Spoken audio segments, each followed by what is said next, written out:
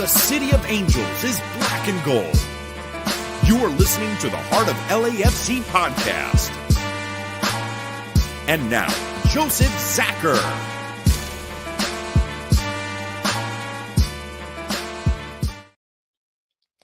Greetings, Los Angeles. Welcome to episode 433 of the Heart of LAFC podcast. I'm going to call this one flat, as apparently that's where the boys are right now in terms of their form and results as of late. Of course, we're all hoping for a big rebound in the next coming days, but yes, the last couple games, I think is the easiest way to say it. They've been falling flat. Name schedule, who knows? It's not working out right at the moment. We will cover all of them thoroughly. We'll talk about the matchup with Toluca coming up. We'll talk about the match against Minnesota United FC, as they have James Rodriguez now fully fit and probably going to start against us this weekend. Yes, it's going to be an interesting couple days ahead. As busy as ever, so we've got you covered. To make it happen tonight, we've got, of course, Tony and Araceli, with Bam coming in clutch in a few minutes. He'll be joining us as well. That's right. The crew is back. We're ready to go. Going to jump over to you, Araceli, first. Last time we heard from you, you were in Portland. I know, busy as ever. How are you doing? I'm doing really well. No, I mean, Portland was definitely a great time despite the final score, of course, but just getting to see everybody again from the 32-52. It was a much needed reunion. Let's put it that way. And getting to march again and just being back in that atmosphere. But overall, the trip went really well. Thank you to everybody who wished me a happy birthday. But now we're back into the thick of things. I'll admit, I'm still kind of catching up a little bit on the LAFC action. I've had my eye on it. But it sounds like LAFC 2 has been faring better recently. Of course, we'll get more into that later on. But I'm just back to be here with you guys. There we go. And yes, we'll definitely get the coverage for LAFC 2 this week. Better than ever since Araceli is here, and she's got us always covered on that front. Even when she's not on the pod, she's got us prepped. So we're in good hands for sure. First, there's Tony recovering from last night's woeful event. How are you doing, sir? I'm doing pretty well for what it is. A lot of questions, concerns, a lot of returns, which is great. But on both sides, and I'll say this on both sides, because I know we're going to review Minnesota, and I know most people here are not here for that, and I understand that's still a game that we need to worry about. But for Wednesday's game, both sides are on the same boat of just they're not doing what they need to do in league play. Yeah, losing to Mazatlan is like, well, losing to San Jose, except Mazatlan is one of the worst teams in Liga MX and not there for much longer. So losing to America, too. Yeah, I know. So Toluca has not been in the greatest form, as Tony says. We will cover that heavily in the second half of tonight's pod, probably more than the other preview, but we got to cover them both. And yes, we have to talk about the games that weren't so great. Of course, I can't move forward without you-know-who. Bam, he is waiting in the wings here, so let me get him on as well. Flying in at the last second, rushing through traffic, I'm sure, but he is here making it happen. Bam, how are you doing, sir? I'm going all right. A lot of people have got to learn how to drive. Plain and simple, we've got to learn how to drive. When it's an 80K zone, don't do 60. Plain and simple. Unless you want Bam to run you down. That's how it works. Yeah, yes. Pretty much. Yeah. It's been a hectic week. I got to listen to a half of football all week due to working, because midweek games is I'm a meter underground working in a stormwater pit while the game's kicking off. So I was able to listen to the second half of the Colorado game, miss all of the San Jose game, which, looking at the score, thank God for that. But yeah, it's been a busy week. And to top it all off, it's a 6:45 a.m. kickoff on Sunday morning. Yay. They're just picking. It's 10:45 a.m. for us this weekend. That's still too darn early for a football match, unless, of course, you're watching something from overseas. That's acceptable. But, man, domestically, that's just, yeah, you know how it goes. Let's Friday night party, people. There's a few of us on here. I feel sorry for you the next day. I know how it's going to be. But hey, a football brunch. What you going to do? It's on. Mimosas? Yeah, bring it. We know how it's going to play. All right, let's talk about it. Let's go to it. I know. Here goes the negativity. Let's talk about the last two matches. Let's get through the last two matches. I'm going to start with the roughest one, and then we'll work into Colorado because there was a little bit of improvement, not much, but a little bit. And so yes, that's how it is. So San Jose came to town. We kind of gave the warning, guys. This isn't the San Jose you're used to. This is gonna be trouble for us. Yeah. First half, it was the result wasn't where we were needed to be at the moment in that first half, but we were still in the game, right? It was like, well, okay, we gotta wake up. We'll get this. We got to get a goal. We'll make it happen. I'm sure we got this. Man, the second half went a whole different animal. So I'll go to you. Actually, Tony, let me do the lineups first. I know we got to deal with it. And then I'll throw it to you. So our lineup, of course, was a 4-2-3-1 in this case. Lloris was in goal. Porteous and Tafari were holding it back as center backs. Palencia, Segura, went with the experience. Were your outside backs. Chouanier and Delgado were in the mid. Tillman was the playmaking role with Martinez, Bong on the outside, and Sonny up top. Honestly, kind of our go-to lineup with the injuries that we currently have in midfield. These are the ones, right? This is who's we've been comfortable with. This is who's been performing as of late. Yeah. The other side of it, of course, the much improved San Jose Earthquakes. Daniel was back in goal. Mooney and Roberts were their center backs. Kikanovic and Ricketts for the outside backs, with Leroux and Vera holding it down in the midfield. Sarkidis was your attacking midfielder, your number 10 as always. Buda and Werner, for their outside midfielders, with Judd up top. Honestly, Werner kept popping up high for us a lot in this game. There was a lot of movement in the way they did things. Very well organized, that's for sure. Again, first half was a bit of a slugfest. I think Tony can attest to that, right? It was a slugfest. It was like honestly what we expected LAFC to show up with, and then honestly, the second half was a whole different story, and and I'll say this the best part of the way, it was on both ends, and I'm not just meaning on the field, off the field. It was lacking in 32-52. There was a lot of miscommunications, and we felt it also on the field with miscommunications because I don't want to talk negative, but we have to talk so much negative because in we'll go straight into the second half, 53rd minute.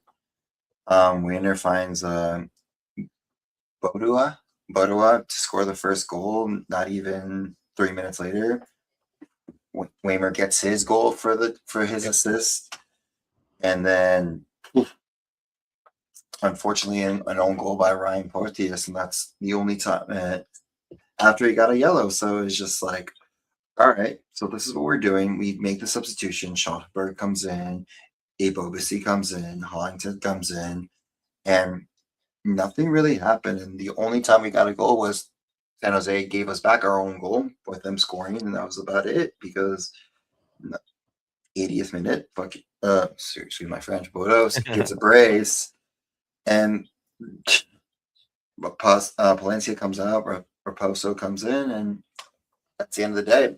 I know it was a day game. It was a Sunday game. We haven't done that in a while.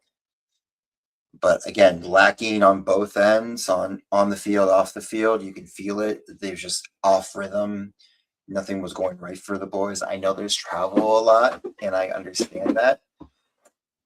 But this is a game that we have to show up because this is for first place, and I'll get into more of that in going into the next game, but that's just my idea for that. Yeah, I mean, basically it was 53rd, 56, 58, just this few minutes of absolute disaster, right? And sadly enough, Ryan Porteous was kind of in the middle of it for both, right? In two cases where the Timo Werner doesn't happen without his mistake. He could have nearly been sent off in that play because he was trying to knock him out of the play after it was beaten. It was just all rough stuff for a few minutes there where they just lost their shape. They lost the attitude in the game. And at that point, you're chasing it. Now, That being said, as much as we're negative towards LAFC and their performance, which was lackluster at the best of times and horrible at the worst, San Jose came ready for this. San Jose's been ready for it pretty much all season. They had allowed, 2 goals going into this game. 2. Just like us. Same realm, right? The defense is sound on that team. And if you've watched them, and if you watched them again last night, they're a second half team. They fill you out in the first half, they come at you in the second. That's been their MO pretty much this year. And they don't allow a lot of chances. The ones they do can be tight. So, that being said, if you spot these guys a couple goals, well, forget it. Game done. You're over. It's toast. And ain't no coming back on it. If you look around the field as well and seeing the performances, we were just outworked on the day. I think that's the best way to say it is one, yeah, they outworked us. Maybe it's because of the fatigue aspect, but guess what? They played an open cup game midweek as well. So they did have a game in hand too. It just really, I don't know if we didn't respect the opponent as much as we should have in the moment and got caught, or just simply ran out of gas on a team that is built for a second half push. It was tough.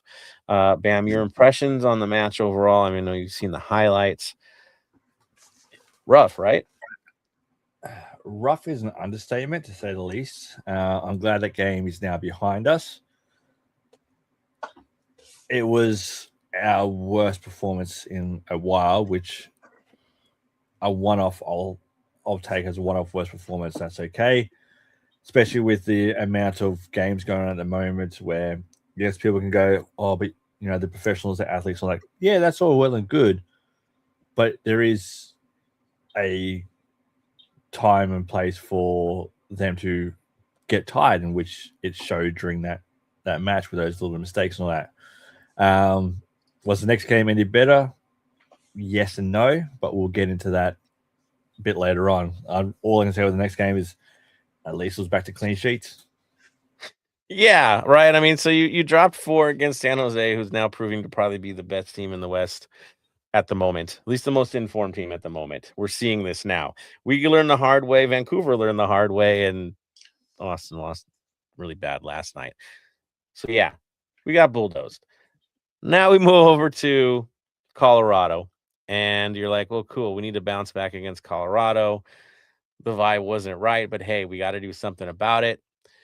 In this match, we fielded a little bit of a change, but not too much as the game played out. Again, not much at all. Lloris was in goal. Long and Porteous were the center backs. Yes, Mr. Long is back. He did come in the second half in the game against San Jose, but he got the start for this one. Segura Palencia were on the outside. Joanie Delgado back in the midfield. Sonny was listed as the attacking midfielder of the moment, with Boyd and Schaffelberg on the outside and Bwanga up top. So yes, Schaffelberg and Boyd both got starts in this game, which is something we don't see, and Sonny was there. To me, it felt more like that whole 4-2-4 thing that we like to do, where we throw guys up high and the two guys just kind of hold it down in the midfield and try to get the ball up high and wide and then cross it back in again, which I think was Schaffelberg, right? That's what it looked like. That was the plan. Now, the other side, Colorado, who's never earned a single point in BMO ever, came in with Stefan in goal, as expected. Harrington and Holding were their central defenders. Thompson and Travis were on the outsides with Hedrian and Atencio as their holding midfielders. Yapi and Seeley were on the outside. And then Navarro and Frederick were the strikers up top. So technically it was a 4-2-2-2, but it really was kind of all over the place as well, with 2 guys really holding it down in midfield and everyone else just overlapping and trying to come up from the outsides. Now, what were we expecting in this game? Hopefully a bounce back, hopefully something inspiring. A little less than, I think, would be the understatement of what we were dealing with in this match. I throw it to you, Tony. Again, a 0-0 draw. What were the highlights? What was the highlight here? Let's talk about the player of the match, Hugo Lloris. Like, he's the one that kept us clean sheeted the whole time. Like, let's be honest. And then we have Charnier with almost a beautiful goal from outside. Unfortunately, it just bounced off the top wrong, but Double post hit. Yeah, double post hit, but it's like at the same time, Yeah. it's just like there's no real great takeaway besides that Estacio is back, Long is back, we're getting the minutes, which is fine. Like, great to have him. But other than that, I just don't know. Yeah, I mean it's rough. Even more difficult. Now, Colorado is known this season for being a full possession side.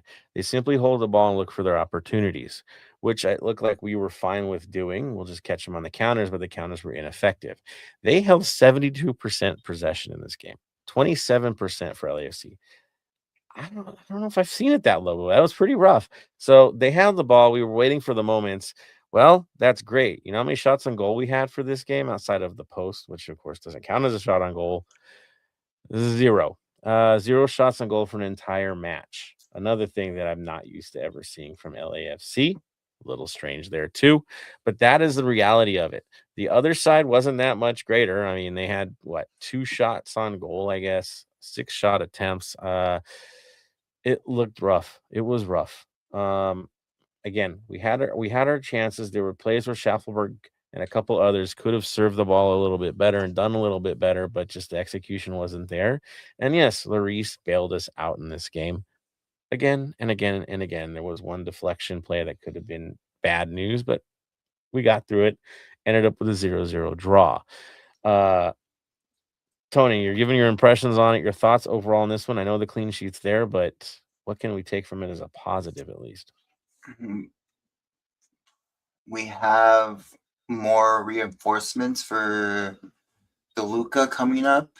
It's still early in the season, and unfortunately for us, I know most people would be against it, and I'm going to say this in the most possible way of the MLS is we just got to make the playoffs. It doesn't matter if we win the whole league.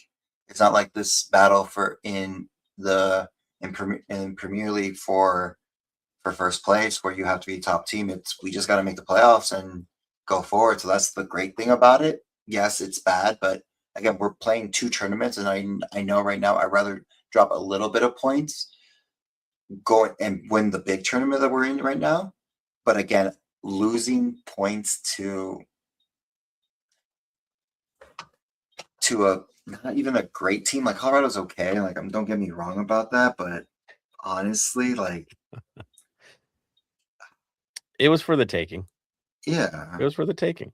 We left points on the board. There were still chances to be made in this game, right? Just passes not happening. There were a lot of these bang plays where if you're a quarter inch to the left, right, you have a breakaway, and these passes just weren't getting through. They weren't getting through, and it was driving you crazy the whole time. They're off. We say flat, we mean flat. They're off right now. They're a step off. We can see this. It's very visual. Bam, your impressions? My impressions are, if you can't watch the game or you're not at the game, listen to Dave Danhole. He rips into the referees left, right, and center, which is amazing to hear on the radio. So yeah, definitely listen to him. Look, a clean sheet I'm happy with.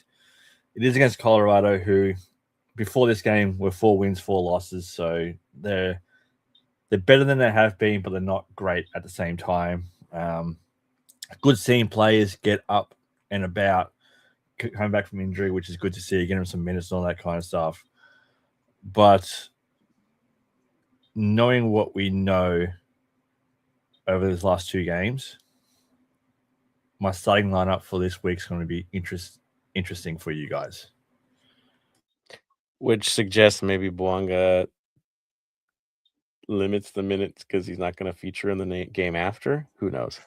We'll get into that. That's for sure. I do see some comments, reactions from our faithful. I'm going to go over to you guys next here. And then, of course, we're going to cover LAFC too. Let's see who is on right now. We have got Dave Gomez. There he is. Happy days are here again. There we are. Marvin Mejia in the mix as well. Haney says, based on LAFC's performance in the last 2 matches, do you think we can hang on in both tournaments? So it's not even both tournaments. There's 3 tournaments. There's another Leagues Cup coming. I know. Yeah, there's so much going on. But to be honest, Marvin, is as long as we're in striking distance by the time the one tournament is done, yeah, we're back in the mix. And there's no promise the other teams aren't going to falter either. San Diego's struggling. This match is important this weekend as Minnesota has the same points as us, so that kind of can slough somebody off, right? But yeah, they just have to stay competitive. Even if you're on a 500 record until the tournament is done, that's okay.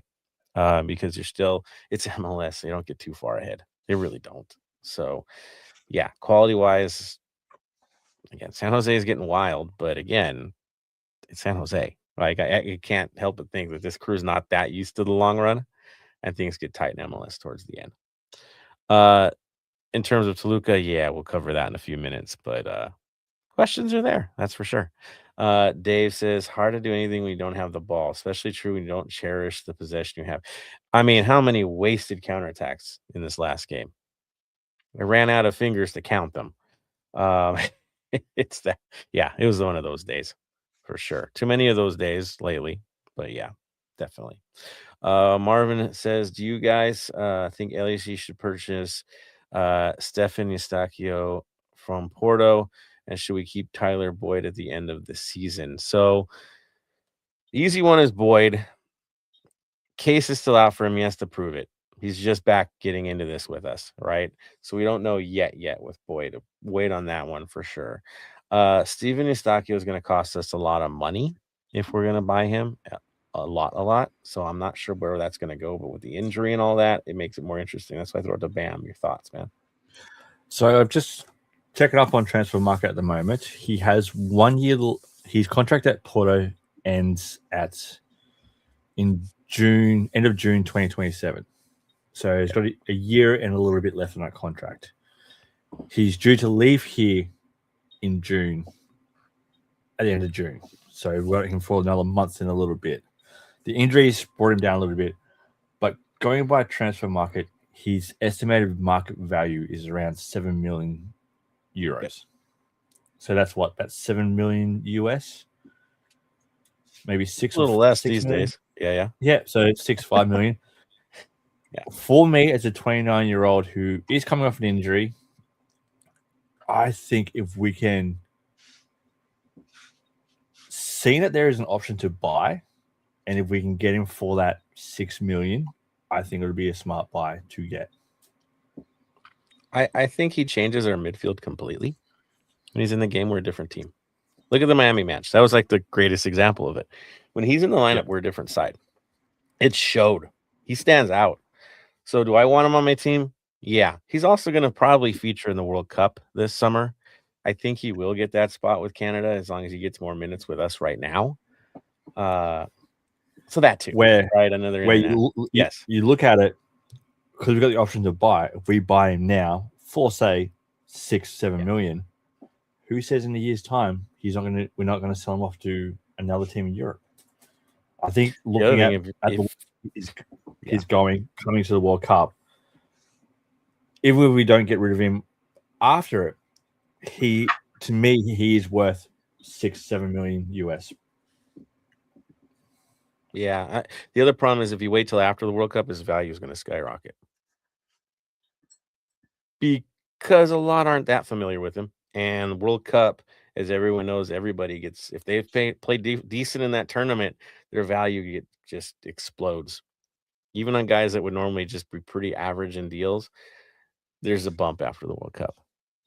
So it's, hard questions for LAFC. Do they want to try to secure something beforehand or just roll the dice? Tough decisions for JT, right? Hard decisions, but I hope he makes it harder on us by doing a really good job against Toluca. Let's secure that thing. Yeah. So no, Marvin, I hope we get him. That's for sure. I think it's kind of consensus. Tony, what do you think? We have to do it earlier than later, unfortunately, because like you said, World Cup, and then it's going to be a weird thing because it's like, okay, we have to do it earlier, and then Martinez, depending how the rest of the season, this Champions Cup run goes, could be sold for more before the World Cup, and someone wants to buy that earlier. Boyd is, I don't know, questionable to me. Like, he is a top tier player, but it's like he doesn't seem to have made an impact as much as the other ones that we've brought in. You know what I mean? An instant impact, like Isacio, instant impact, Schafferberg, instant impact, like it's crazy. But Boyd, I feel like he's there and is a good piece, but I don't know if he's worth the money yet. He's like third down the pecking order, to be honest. Mhm. So, yeah, now we'll see how we'll see how things play out with this busy schedule. You know, he's going to get more minutes, so he's going to get his shot this season. There's no pressure on Boyd whether you keep him or not. Like, there's no pressure yet to make a move with him. That's for sure. And Dave's just giving us the clarity. That's an $8.1 million hit since the dollar is weak right now. Yay. So Exhaust yourself. decisions. Yeah, decisions. So good question, Marvin. Really good question, right? That's keeping us honest there. I love it, man. Keep it up. Both of you guys. And the rest of you on here that are listening, definitely jump in. That's for sure. All right, let's move on to some happier news. That's right, LAFC 2 and what's going on with the boys. So I'm going to hand it over to Araceli. How are things going with LAFC 2? Well, it seems the kids are finally figuring it out. This past weekend, LAFC 2 took down the Quakes 2-1 in a rematch at Rollison Stadium. Matt Evans and Marius Arenero scored the winning goals to complete the comeback after the Quakes had scored just 2 minutes into the game. But I'm glad to see that the boys seem to be gelling well finally after playing together for close to 6 to 7 weeks, because we are starting to see a pattern with the formation, which I'll get into in a second here. But next up, LAFC 2 will travel to Tacoma to face the Defiance this Sunday. It's an 8 o'clock kickoff. Of course, you can watch it on OneFootball, MLSNextPro.com, and now Fox 11 Plus. Also, too, I do want to note for those who like to plan early, LAFC 2 will be home all for the month of May.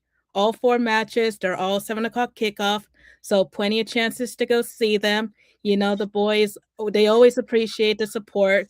And I did hear a lot of it on the stream this past Sunday, so it's great to hear that. But like I mentioned a second ago with the formation, starting to see that Mahalik, Kosikov, and Machuka, that they're now kind of the reoccurring in the top 3. Sorry if I mispronounce any of those names. I'm doing my best here. Matt Evans is a constant in the midfield in the right wing. Panacea, Whitechurch, and Babino? Yeah, Babino. Again, I'm trying. It's 1 a.m. my time. Leave me alone. Anyways, they're holding it down in back, and Ethan Scally seems to be LAFC's 2 version of Lloris, now holding it down in the net with 5 straight matches. Cabral Carter had 2 of them. I do have to correct myself here. I'm sorry, not 5 straight, but 5 out of the 7 as of now. So things are looking up for the boys finally. Yeah, it's some familiar faces now that we're getting used to seeing and gaining in it. Yeah, gaining the skills essential. So yeah, I like it. Some good results for them, and yes, a new home that seems to be really fitting us well. Seems inspiring. It's cool. I definitely have to find my way out, and if you can do so too, support the boys. It should be fun. Honestly, go for it. It's good. All right. So next thing, of course, we're going to jump into is community news. Thank you, Araceli, for the update. Tony, that's on you, sir, because we're on a away day coming up, and I'm sure there's some awesome viewing parties coming up. Yeah, it's away days and also about public service announcement for Wednesday, but we'll start with away days for the away days as well, because that's coming up right now. So we got a couple watch parties. We have a lot of joint watch parties this weekend. So first one is Black Army and Crew will be at Angry Brewing House, or Angry Horse Brewing, 603 West Whittier Boulevard, Montebello, California. TSG will be at Baja's Grill at 3250 Wilshire Boulevard, suite pretty much number 103, Los Angeles, California. Pride Republic will be at High Tops Los Feliz, 1714 North Vermont Avenue, Los Angeles, California. And then the other big enjoying watch party, LAO D9U Empire Boys will be at Liberties at 1141 Wilshire Boulevard, Los Angeles, California. So game starts at 1:45. Kickoff is at 1:45, so get there early. It's another day game, which again, really well for what's going to happen on Wednesday when we have to fly out and get some rest quickly. But then that goes to my service announcement for Wednesday. Be careful. It's another Mexican League team. They're for sure going to run deep. Toluca is the second biggest club right now in Liga MX.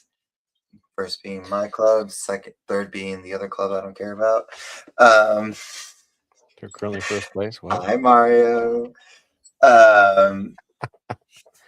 And so there's going to be a lot of red, of course, a lot of hooliganism, probably looking forward to snatch scarves or any memorabilia as a trophy. So just be careful.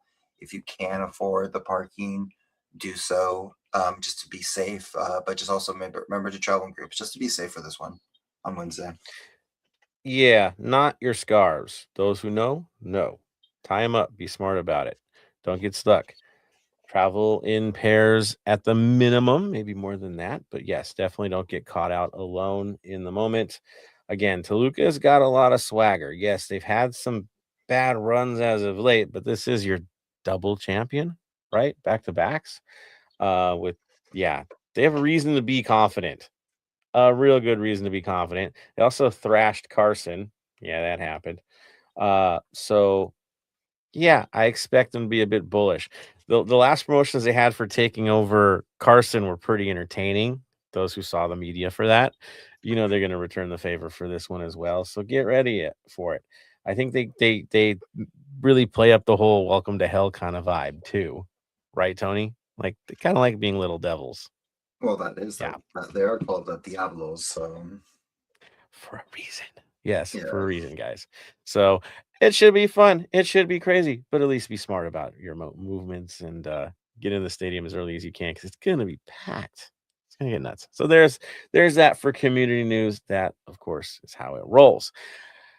Next thing, yes, the Black and Gold Vinyl Club minutes. You're like, let's just get into the football. Yeah, we're getting into this one next. Black and Gold Vinyl Club minute. We were kind of going back and forth about a few options. I think Bam's reading the one that we came up with in the moment. I think it's cool. I dig it. There might be some K-pop conversations too. We'll see. We're gonna have fun with this one. So the first one I think is one that we listed. We were talking about the Strokes. We're gonna go back to 2020 to the new abnormal. Because let's be honest, we're kind of living in the new abnormal at this stage with LAFC and all the madness and everything else in this world. So we thought that was going to be fun, and those who pay attention to Coachella were rather entertaining. Yeah, I'll leave it at that because I enjoyed it. I think Bam wants to jump in because he really enjoyed it too. You like the choice, Bam? It is a good choice. I've got another one just because of unfortunately this morning the passing of Mike Pinder. You're probably like, who is Mike Pinder? He was the last living original member and the original keyboardist for the Moody Blues, and for me, it's their song "Nights in White Satin." I have to go with that as a because with the unfortunate passing of the final living member earlier today. So for me, it's "Nights in White Satin" by the Moody Blues. Excellent choice with a little poetry at the end. Yes. My dad was a huge fan of the movie Slow. I know rather well on that one. So good choice, sir. Tony, we had guests in the stadium. Want to mention those guys? Because they could definitely make some platform. One of the creators of K-pop Demon Hunter and also AT, a couple of members from ATs was there. So I will not go K-pop, and I'll go kind of K-pop because it's a big inspiration of most boy bands and pop in general. So inspiration because of the big movie or biopic movie that's coming out tomorrow, I'm gonna choose Michael Jackson. My personal favorite, of course, is Billie Jean, so I would go with Billie Jean. If I remember right off the Thriller album. Yeah. Yes. Yes, it is off the Thriller album. Or technically the other one would be Off the Wall. It was also a really good album, which is one of my good go-to. But Billie Jean is one of my favorite all-time go-tos once. Billie Jean, Michael Jackson. As if Bad wasn't amazing either. Come on now. Yeah. I know. Just throw it up there. You'll find something. It is Michael Jackson after all. Yeah. Biopic is definitely, the early release is out already. If you want to go see the movie, it's definitely out already out here in LA. So yeah, it's going to be fascinating. Childhood unlocked. That's for sure. Welcome back to the 80s, everybody. And 90s. And beyond if you go back to the Jackson 5. So we're going way back. So should be interesting to see. That's for sure. Araceli, do you have a nomination for a song this week? I do actually. Jump by Crisscross, because I've just had that in my head all day. Red Bull's street dance competition is coming back to the Midwest this weekend. So a lot of the sponsors have been using that song as kind of like the anthem, so to speak. So for the past 2 days, that's all I've been hearing with the promotion. That's the worst earworm ever. I'm so sorry. Why do we wear stuff I mean, I backwards back like then? it at least, but hey, it is what it is. That's awesome. Love it. Man, Rebels having fun. Soapbox race is coming back to LA really soon, a couple of weeks, I believe. So yeah, that's gonna be fun.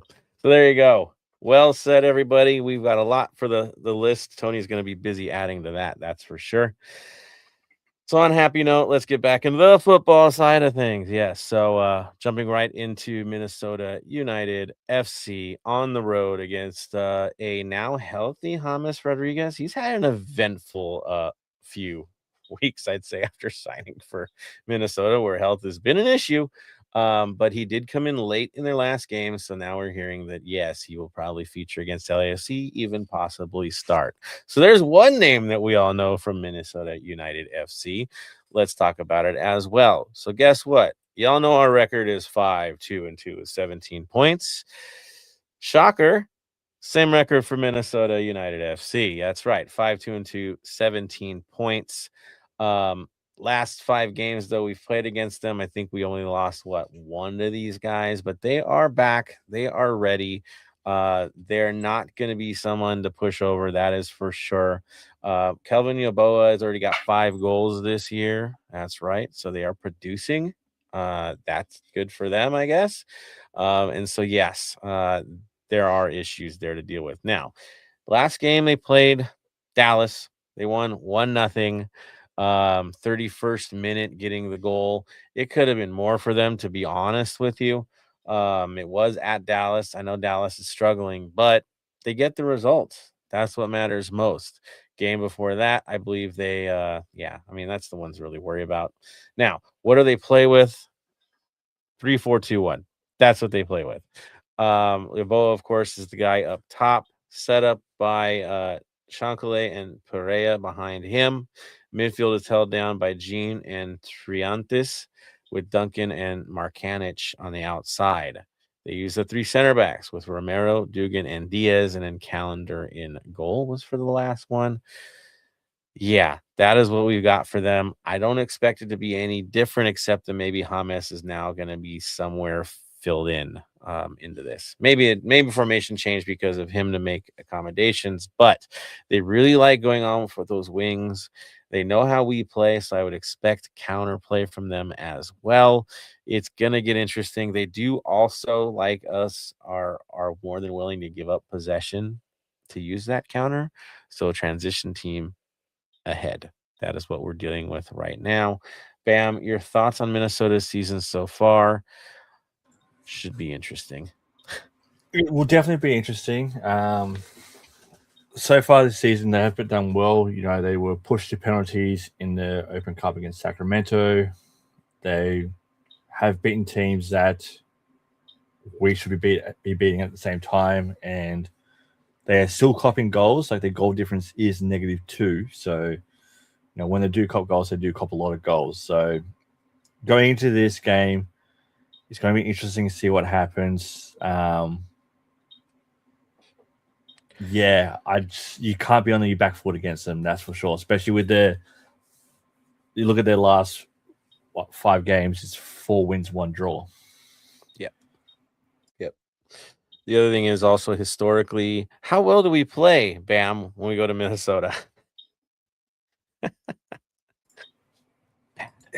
Bad. Yeah, it's not the greatest, but it's new manager, new coaches, time for a change, time for something different. There it is. And we did win the last time we were there, but before that was a horror show. Just leaving it at that. Tony, your thoughts on Minnesota so far this season, your concerns about Minnesota this season? Concerns in Minnesota is always the same ones, is going there and seeing if we can produce a points or a great performance. But the season they seem to be doing really well, and they got up, and it's to the point where most pundits have been saying that Hamas is going to have to try to break into the starting lineup because it's just so well done right now that it's just not really working out for him. But I think it's also Hamas has always been that guy who is like come in very with all this fanfare and doesn't really get the shot that he deserves sometimes. But again, he pops off just because of the World Cup. Let's be honest, it's this great career, and he's been living off that goal ever since. I mean, truthfully, yeah, that goal, right? But in truth, James Rodriguez has always been kind of an enigma, right? When he plays for the national team, he's a monster. Kind of like Bale is with Wales, right? Or was with Wales, where the guy was on a whole nother level, and then he'd come back to his club level and be like, same player? You kind of have those moments with him. He does have his crazy moments, but for the teams that have had him in the past, the inconsistency is real. And now he's at a new team, limited minutes, claims of health stuff, which seem pretty legit to me. Not good. Now he's back.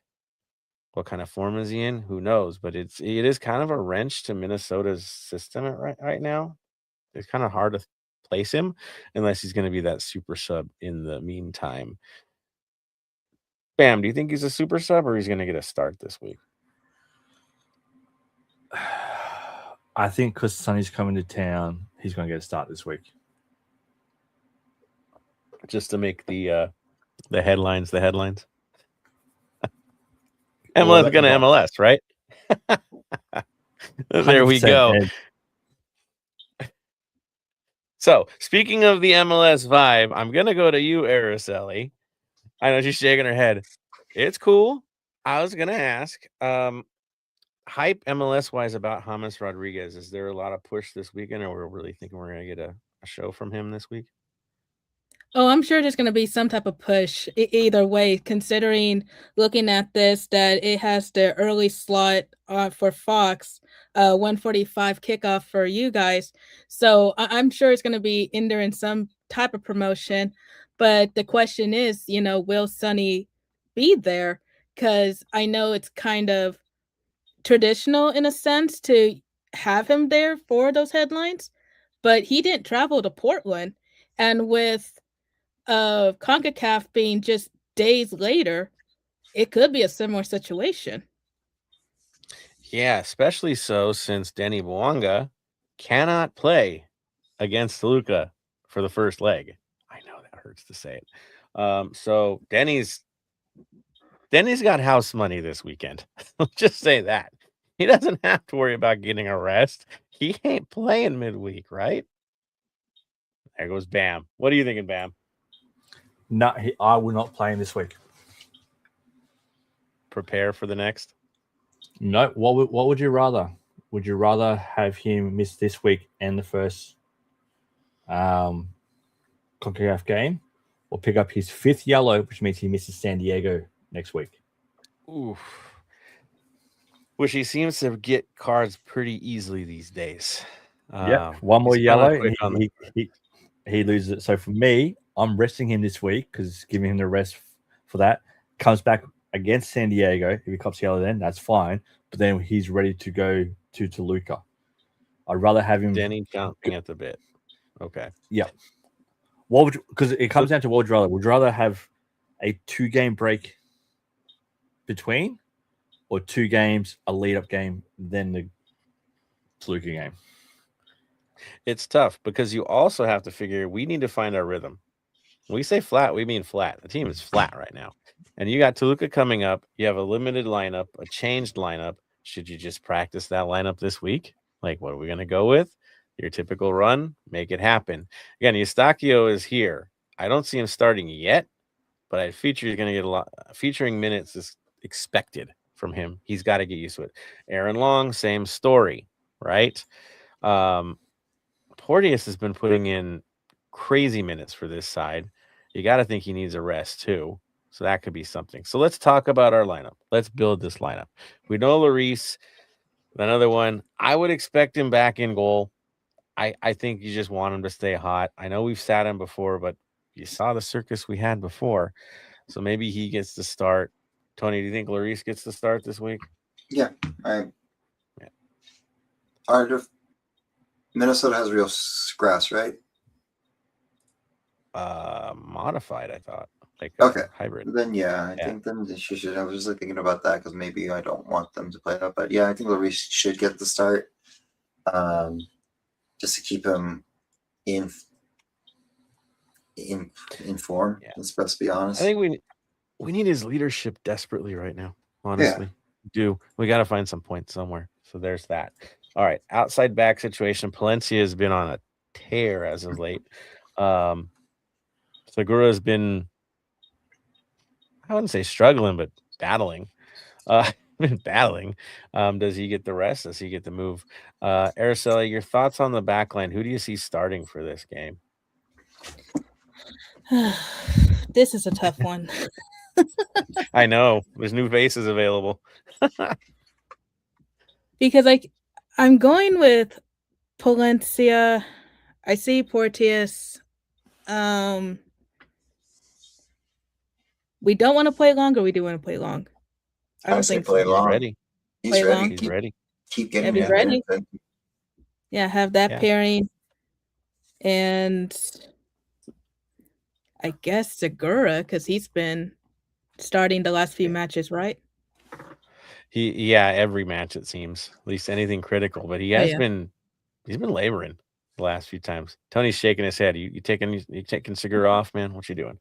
I think so. Like, I think we're kind of like to the point where at this one, I think I'd rather see Hollingshead in that position at this moment in time and see what happens there. Because this experiment of Segura at left back, center back, I'll take him every day. But outside, I don't think so. Yeah, I kind of feel the Hollingshead vibe in this one for sure. The man needs a rest. A lot of these guys need a rest. I would expect a lot of changes in the back line as this game progresses because, there's a lot of heavy legs. Heavy legs are legit. Bam's looking at me funny here. What are you thinking, Bam? I'm playing around with this one. I'm going to have a little bit of play. Okay. Palencia, Tafari, Long, Segura, Hollingshead. Three center backs? 3 center backs. We've done this before. So like the 3, okay. I get you. It's gonna be like a 5. I'm tossing up Hollingshead or Smolikov. Yeah, Smolikov needs minutes too. That's for sure. I just feel like the guy that needs the most rest in the moment is Porteous. I just think that this guy's been through. Which is lot, why man. I've got him sitting and Tafari starting over him. Okay, that makes sense. I could definitely see that. All right, midfield gets fun. Eustachio's ready. Is he ready, or part-time ready? Tony, I think he's ready. Like, start this one. Yeah, start this one. All right, who sits out if he goes in? So I was debating on this. So I was thinking of going with him, Delgado, and Chonier. Shiny. Tillman? Yeah, I guess for this one. Yeah, I kind of want to see the Schwanier, Eustachio, Delgado because I like when those three are out at the same time. But I don't know, man. It's going to get interesting in that midfield. All right, let's talk up top as we have two star players that honestly look fatigued, but they just seem to insist on playing every week. And that third option. So, Bam suggesting let Bouanga marinade for another day. I'll go to you, Araceli. Is Bouanga starting this game? It's Bouanga. I have a feeling he's going to find his way in, even if it's as a sub. I mean, ideally, I'm with Bam on this. I would rather have him sit it out and see like Ordaz take his spot, but it's Bouanga. He'd die if you took him out, guys. Honestly, he'd take it personal. So that brings the other guy that will take it personal if he doesn't play. That is Sonny. Are we starting Sonny? Who wants to jump on this? I think Tony wants to jump on this. No. Yeah. Go for it, Tony. I was like, You he first. starts. Him and Bouanga are starting. Because Bouanga's Okay. not going to be playing Tuesday. Or Wednesday, sorry. There it is. Bam. So I gave him a 5 back line. I'm going 3 in the middle. I'm going Stefan, Shonier, Son in the middle. So up top, because for me, Bouanga's not going to go. He's not going to be there. Up top, I'm going to let the kids run. Ordaz and Martinez. The kids are all right. They'd probably be more effective, to be honest, especially Martinez. And honestly, Ordaz is hungry, dude. I felt bad for him last game. Last game. He's sitting on the bench. Our guys aren't even producing any shots on goal, and this dude's just rotting over there. Like, yeah. How did we not find a way to get this man in the game? Yeah. So I've gone the 5-3-2 with Sonny being that attacking midfielder up the top there. And if he needs to pull high, he can pull high, right? Exactly. And having Shonier and Stefan together in the midfield, having them go around. Like, yes, it is very funky, but having Palencia and Hollingshead or Smolikov out on the wings too, helping push up, we can easily go from a 5-3-2 to a 3-5-2. Yeah, people forget about Smolikov's delivery potential. That dude can hit you from distance. So you got speedsters up top. That could be a little wild on the day. Tony, your final lineup up top. Like I said, Bouanga. I'll give Martinez and I'll give Son because I don't like Bouanga's not playing Wednesday. Like we need the points, so use him for this one. He rests a full day, and then you minimize his minutes next weekend, and then use it towards on for Wednesday. For the next Wednesday, stay away from that yellow card. Yeah, the yellow card. Yeah, as if he could. Yeah, because those of us travel to San Diego would really like to see Danny Bouanga in the lineup. Just saying. So there you go. Being selfish. Yes. So there we are. I mean, honestly, it could be shuffled. It could be crazy shuffled. We will see.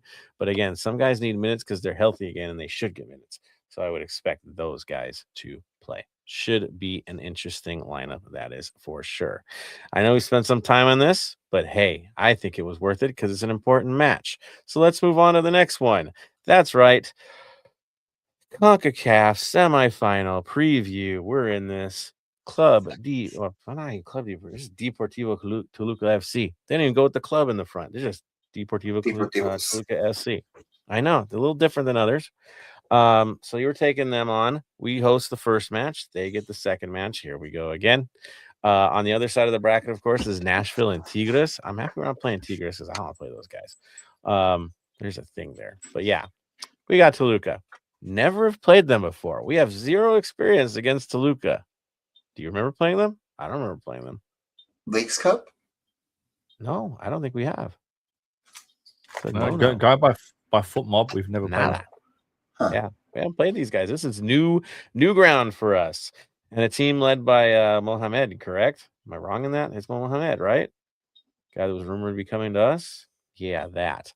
So again, 2-time champion. The history is there now with them, but the form is not. They did lose to Mazatlan, the team being forced into the second division next year. For Atlante, I know, scandalous. Not like their existence was in the first place. But yes, they lost 4-3 to Mazatlan. And then they also lost to Club America. And then they tied, San Luis? Things haven't been 100% awesome for them lately. No winless in their last 5 in league. The only guys giving them any glory has been, Carson, because they suck. Taking 2 wins against Carson, scoring a combined 7 goals in those 2 games. So they got that joy. But otherwise, it's been a battle. And they have Leon next. Tony, they're playing Leon this weekend, right? That's on, right? Yeah. So it ain't getting any easier for Toluca because y'all know Leon historically is always going to be there. And I think they're right below him in the standings. Maybe I'm wrong, but it's close enough. But Toluca's in 5th place right now in league play, chasing Cruz Azul, Pachuca, Pumas, and Chivas. Tony, Club America's not up there. Just had to leave that there. But yeah.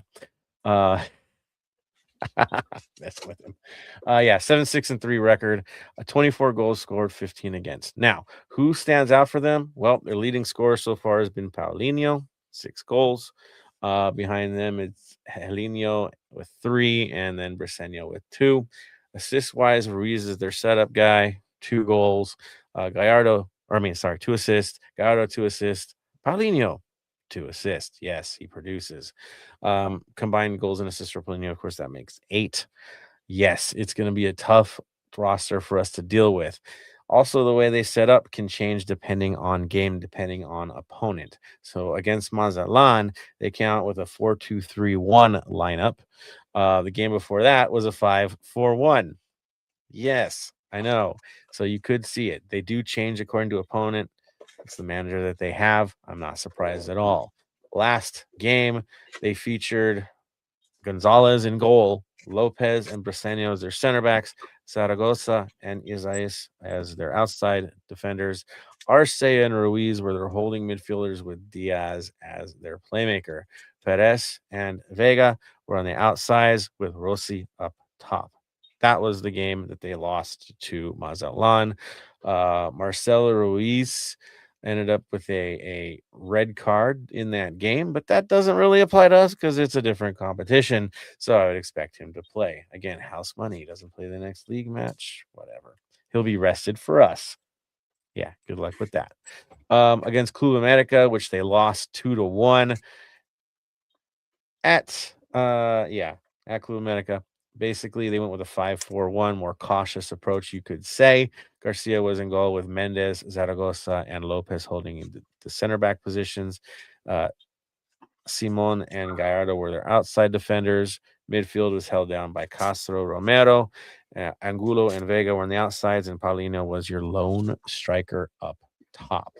Yes, that is what they featured with. It looks a little different. In that case, Helinho came in and then got red carded, right, Tony? Yep. Rather eventful. I'm sure you saw this one. Your thoughts on Toluca in that match, sir?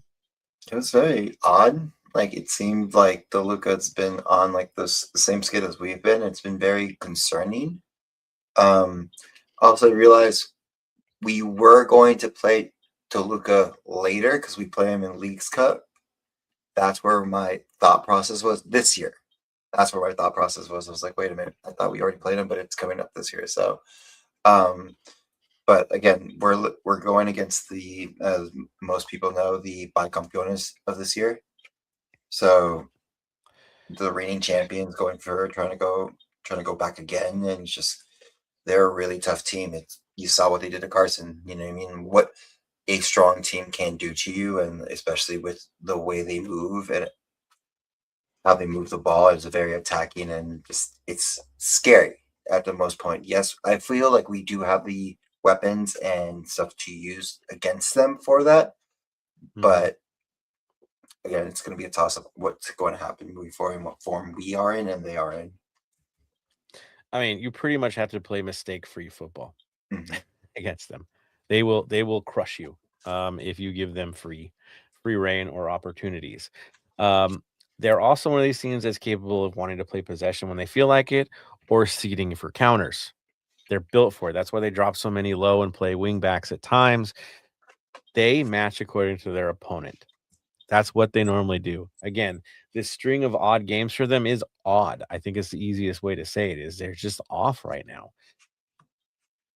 But Leon, if they turn against Leon, you're going to have a team that's hot to trot. And they definitely can. So, again, tough times ahead. It will be a battle. Leg one at home without Denny. The only good news of that is they don't know how we look without Denny because he's always there, right? That's going to be a little different vibe. I would probably think Schaffelberg might be the guy to feature instead from that position. Could be. It should be a little modified, but yes, for them, we see what they're going to deliver to us. It's going to be tough. It's going to be real.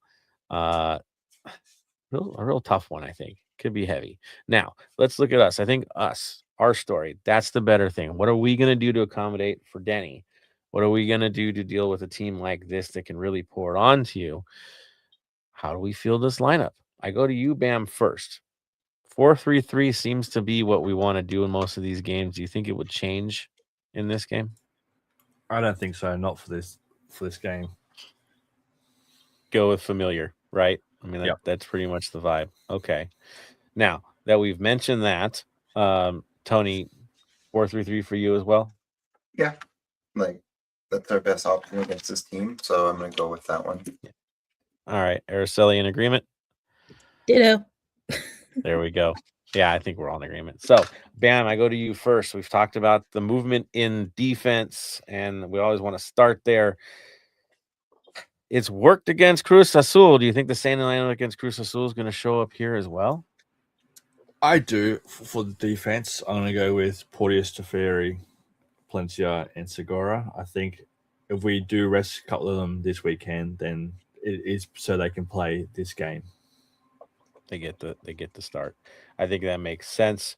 Any changes for you, Tony? The back line?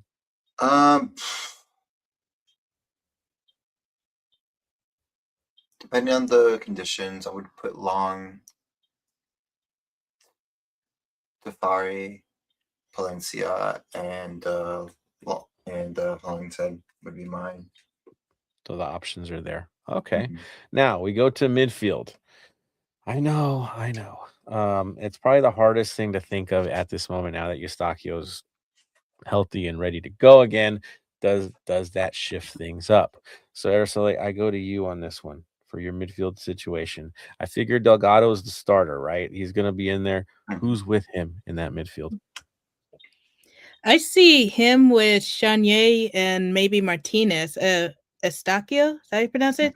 There's a chance that he could start. Over Chanier? I wouldn't be surprised if he comes in. Right. But I wouldn't be excuse me. He can come in as a sub. That's what I'm trying to say. There we go. Yeah. No, I mean, it's nice to have the option back. Is he starter ready? It's a harder question. I go to you, Bam. Is Eustachio ready for a start at a game at this magnitude, or do we go with who's been doing it already? Because it's a team from Mexico, we understand they do play some dirty tactics against teams from America. It doesn't matter which team from America it is, there's always some dirty tactics going on there. I cannot risk him at the moment starting. I'm going to go with Chanier and Tillman as my starters with number 8. There we go. I'm in agreement with you. I think the same. Tony, differences for you? I started my starter Eustachio with Chanier and Delgado. He knows these moments, you know what I mean? He's been in games like this, so he understands it. I understand it's a Mexican team, but we have to win. Like, we already are missing one big piece because of yellow card accumulation, so we have to replace it with something not as equal, but as equal as we can up there. There we go. All right. So there's a thought there. I like it. Now becomes the hard decision. We know Sonny's in this lineup. We don't know who the other two are going to be because of the Boanga situation. Where does Sonny face it? Where do you put him in the midfield? Or do you put him in the middle? Do you put him on the outs? Options aplenty at this stage, and it's hard to predict for any of us. So I jump right back to you, Tony. Who's out there and where are you placing Sonny? Putting Sonny on the wing. I'm putting Martinez in the middle and putting Ordaz on the other wing.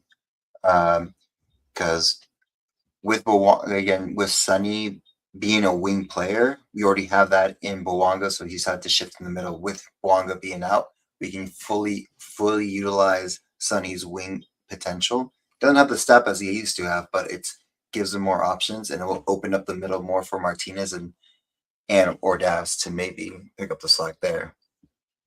And in truth, I mean, Sonny's probably better on the left anyway. He's just modified for us, right? Yep. Yeah. So natural play. I'm with you. I like that lineup. I kind of feel like we need Scrappy Doo for this. You know who Scrappy Doo is. His effect in games. Again, I have all love for Mr. Ordaz, and he's one of our own forever. So I feel like we need his scrappiness in a game like this. But I think maybe Bam's got another thought. What do you think about your attackers for this? Martinez and Sonny are out in the wings. I'm putting, as much as I would love Ordaz, I don't see for this game. I don't see him and Martinez being out there together. I think they'll be subbing for each other. So I'm going to put Shuffleberg as our center forward. Shuffleberg in the middle, not on the outside for the crosses? Yeah, Shuffleberg's more of an outside winger for that. Interesting. I think him and Sonny will keep rotating. Yeah, and he's going to be like a pursuit type player where he's just going to be under their skin all game, which I will say this, Shuffleberg's really good at getting player under skin. Like he's got this vibe that I think annoys the crap out of other players in the right way. And I'll say now, with about 20 minutes to go, do not be surprised if Ibrobisi gets on the field. Poacher. Yeah, poacher roll late. So, the biggest thing, since it's a home-and-home series and away goals exist in our time warp of a tournament, we've got to be extra careful. That's the number one thing. Is just can't give away goals, which is a hard ask against Toluca. But that's where we're at. Araceli, I'll give you the final on your top line. I think we kind of mentioned it already, right? Are you Club Ordaz or something else? Oh, I'm always Team Ordaz. I'm biased with that. I'll admit. But I do see him being more in the center, and I kind of had Boyd in the other wing. But seeing Shuffleberg take that spot, a little optimistic to it, but I don't fully reject it. Ordaz middle, Sonny on one side and Boyd on the other. That is a thing that could work too. It could feature at some point in the game if it's not starting a sub situation, because Boyd, he has moments, right? Historically has had some big scoring moments. So he's known for being more of a big game type player anyways, and steps up in the challenging matches. Rougher ones too, he can really show up for. So tight spaces, he does the job as well. Again, we have options here. It's not like Denny's gone, we're in trouble. Denny's gone, we're in an uncomfortable situation, but definitely not in trouble. There are options out there. And to be real, let's be honest, the last few games haven't been all that creative. So shuffling up might be a good thing too. So there we are. Now, I do see 3 comments from our supporters. Let's see where we're at with you guys. Marvin says, interesting. Do you guys imagine how our midfield would have looked if we would have kept Lewis O'Brien and had added Eustaquio to the mix? We would have had a strong midfield. O'Brien, I think, really never got that full run out with us. And maybe with Mark Dos Santos being at the helm, it would have been a different story for him, because now look what he's doing, right? He's been looking great where he's ended up. But in that moment, in that space and time, it just didn't look like he had his opening, which is tough. It's tough because we know he's a quality player. It didn't work out with us. It would have been nice. I agree. It would have been cool to see, but it just wasn't meant to be. I know. Maybe in the future. You never know. Philly is in the mix. Love it, man. He says, "What's up, fam?" I got to talk to Philly about the MASL finals because some wild stuff going on there, man. A little WrestleMania vibe, that's for sure. So interesting stuff. Marvin also said, how do you guys think our lineup will look against Minnesota? So we gave you that. Definitely check that out. Again, thank you, Marvin, for always asking the questions, man. It is much appreciated. You gave us some bangers this week, that's for sure. Keep it up, dude. Love it. All right, so that is where we're at with Toluca. I know 2 big matches coming up, one for the team chasing us, and of course, Champions Cup. Never going to get easy for LAFC, but when you're a team that has the desire that our club has, this is where you're at. You have this situation. I'd rather be here than playing in the Open Cup, to be honest. So there you go. All right. So what do we do every week as we go on? Bam, you want to add something, dude? Nope. Ready to go. All right. So you know what we do every week at this point? We move on to our final thoughts. That's how we close these things out. Hour and 11 minutes in, went with a record again this episode. So let's get it going here. I'm going to start with you, Araceli. Your final thoughts as we head into another busy weekend. Final thoughts for me. First, looking at this weekend, wishing everyone a fun and safe weekend, whether if you're going to a watch party for Minnesota or just simply watching at home. Looking ahead to Wednesday, of course, is another home game. So got to do the usual. Do not be stupid. This is not a game to mess around with. So definitely watch out for each other. Always have a backup plan, which is if it's a friend, an Uber, whichever. Of course, have a great time, but you kind of heard us already mention with especially like the scarves. These are fans or a team at least that you just don't want to put your guard down, so to speak. But as far as like everything else, I do want to bring it back to the Midwest for a quick second because we do have another string of storms coming in this weekend, especially for Central Kansas. I just want to wish you guys stay safe out there. Earlier today, there was a tornado that touched down in Oklahoma, just an hour outside of Kansas. I believe it hit in Enid, which is close to Wichita, where our friend Ox lives. And we have other LAFC fans that do live out here. So again, just kind of keep your wits about you. Tornado season started early. Climate change. That's all I'll say on that one. Speaking truth. That's for sure. Yes, all love to yeah, I know. This is rough. I hate hearing about tornadoes. They get to me. That's the one thing. But Ox, praying for you guys, hoping you guys are okay and that it misses for sure. But yeah, stay safe out there, everybody, and definitely follow the reports. They're usually pretty darn accurate. So do it. Tony, I'll give it to you next, man. Final thoughts, dude. Final thoughts is have fun this weekend. There's a lot of watch parties and joint watch parties that are going on. So should be a fun, big group experience going on this weekend. Have conversations that will keep the community up and close with each other, no matter what side of the fence you're on, is the best way to say it. Again, at the end of the day, we live with each other, we grow with each other, we live with each other every single day.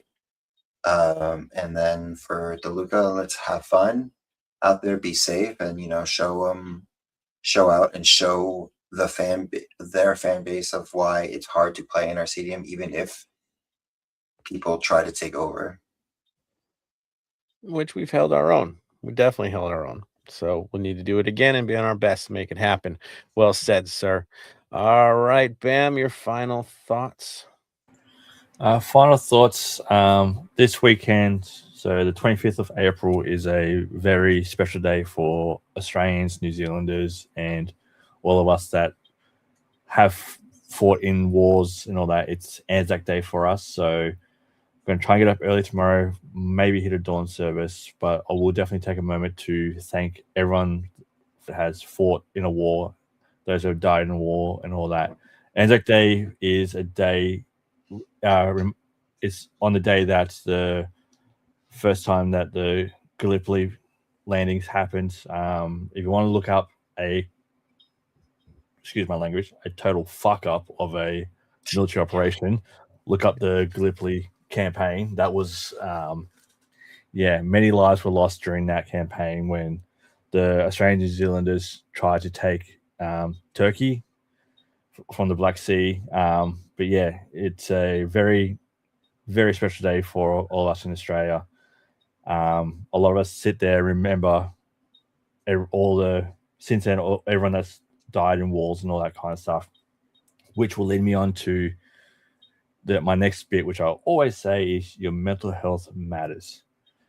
On days like that, yes, you will feel down, you will have some thoughts going through your mind, but remember, you are loved, you are cared for, you are needed.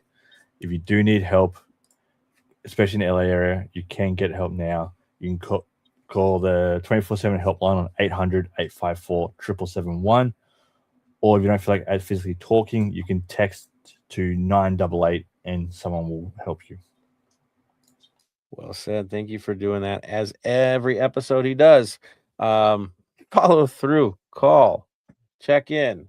For all of you out there, check in on your friends, check in on your family. Keep the dialogue going. You heard Tony say it as well. Dialogue is important. Communication is important every day. So yes, check in with everybody, show the love you need to show, and support where it's required. I think that's a good thought. From my end, again, yes, Toluca's coming up quick. It's going to be real in that stadium. Get in there as early as you can. Traffic is going to be a nightmare as well because it is probably going to be a sellout. Plus, again, people trying to get tickets at the last second, probably going to be floating around there too. So yes, it's going to be busy times. So get there early, make it happen, make the North End honestly take off, man, because there's been a couple weeks now where it hasn't been at full tilt, and we need you guys on your best, especially with the games coming up. We need the full measure. That is for sure.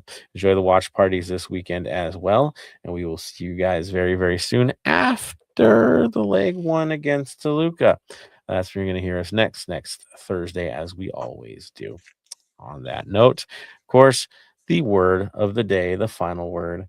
We'll start with Araceli. Your final word of the day. Stay golden. Tony. Stay golden, Los Angeles. Bam. Stay golden. And for me, to all of you, stay golden, Los Angeles.